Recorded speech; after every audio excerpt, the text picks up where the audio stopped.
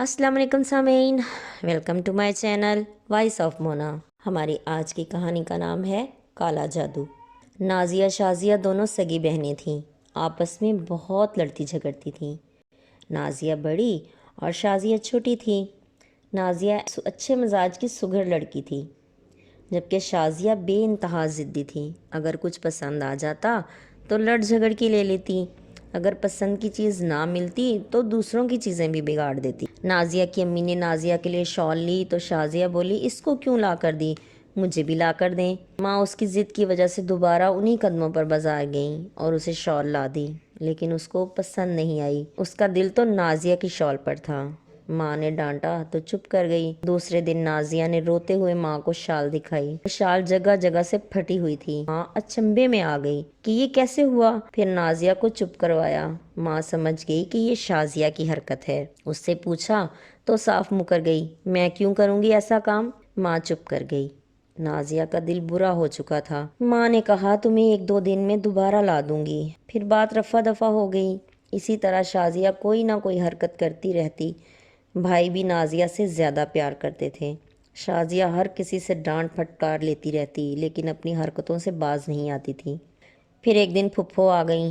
नाजिया का रिश्ता मांगा तो इन लोगों ने हाँ कर दी। नाजिया ने ये मौका भी नहीं छोड़ा, खूब शोर मचाया। फुफ्फो को भी नाजिया ही पसंद आई। हर किसी को नाजिया ही पसंद है, मैं तो सौतेली हूँ ना इस घर में। माँ ने गुस्से से बेलन पकड़ लिया और शाजिया के जड़ दिया। घुटने में बेलन लगते ही शाजिया चीखने लगी। फुफ्फो ने उठकर देखा, घुटना फौरन ही सूज चुका था। माँ ने कहा, जुबान बंद कर ले, अगर और कुछ ओल फोल बका तो गर्दन उतार दूंगी। वो तो पैदा होते ही मर जाती तो अच्छा था। फुफ्फो ने कहा, चोट ज्यादा लग गई है। नाजिया की माँ बोली, अच्छा है, गलती हो गई, इसके सर में मारना चाहिए था। फिर फुफ्फो चली गई। 3 माह बाद नाजिया की शादी थी। बड़े जोरों शोर से तैयारी हो रही थी। फिर वक़्त आ गया। नाजिया ब्याह के फुफ्फो के घर चली गई। वो बहुत खुश थी। रज़ाक उसका बहुत ख्याल रखता था। शाजिया आती तो रज़ाक के साथ बहुत फ्री होती। माँ से बार बार पिटती थी, लेकिन बाज नहीं आती थी। फिर नाजिया को अल्लाह ने जुड़वा बच्चे अता किए। माँ ने आकर नाजिया को संभाला। फुफ्फो भी जान छिड़कती थी। नाजिया बीमार रहने लगी। बड़ा इलाज करवाया, लेकिन आराम नहीं आ रहा था। फिर आहिस्ता आहिस्ता उसका जिस्म सड़ने सड़ने लग गया। किसी को उसकी बीमारी की वजह ही समझ में नहीं आ रही थी। फिर मोहल्ले की एक औरत आई। उसने कहा, ये तो काला जादू लग रहा है, जो डॉक्टरी इलाज से फायदा नहीं हो रहा। फिर वो एक इल्म वाले माहिर को ले आई। उसने बताया कि इस पर काला जादू ही हुआ है और इसका बचना अब नामुमकिन है। फिर उसी दिन शाम को नाजिया का इंतकाल हो गया। माँ का रो रो कर बुरा हाल था। वो शाजिया को अजीब सी नज़रों से देख रही थी। मैयत चली गई तो बच्चों को संभाल रही थी। बच्चे बहुत ज़्यादा रो रहे थे। शाजिया ने एक बच्चे को उठाया तो उसने और ज़ोर ज़ोर से रोना शुरू कर दिया। माँ ने दोनों बच्चे खुद ही पकड़ लिए। बड़ी मुश्किल से दोनों को सुलाया। फिर दूसरे दिन नाजिया की माँ अपने घर वापस आ गई। दामाद ने कहा, आप रुक जाइए थोड़े दिन।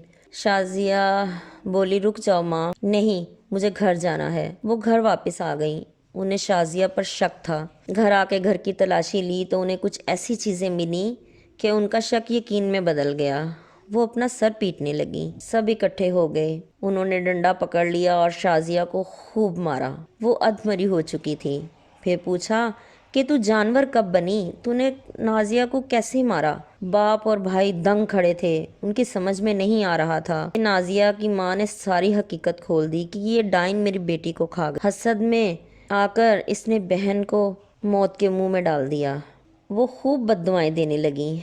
शाजिया अब भी मुकर रही थी, लेकिन माँ किसी सूरत ना मानी। बाप से कहा, इसको कहीं जल्दी ब्याह दो, ये मुझे नज़र ना आए, मैं इसकी शक्ल भी नहीं देखना चाहती। फिर शाजिया के बाप ने उसका कहीं निकाह कर दिया। वो आज भी उससे नहीं मिलते।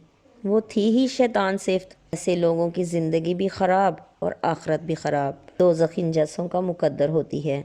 उसकी शक्ल भी बिगड़ चुकी है।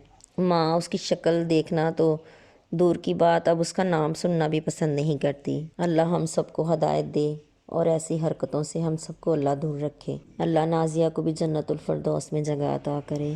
जीते रहिए, खुश रहिए। मिलते हैं अगली कहानी के साथ।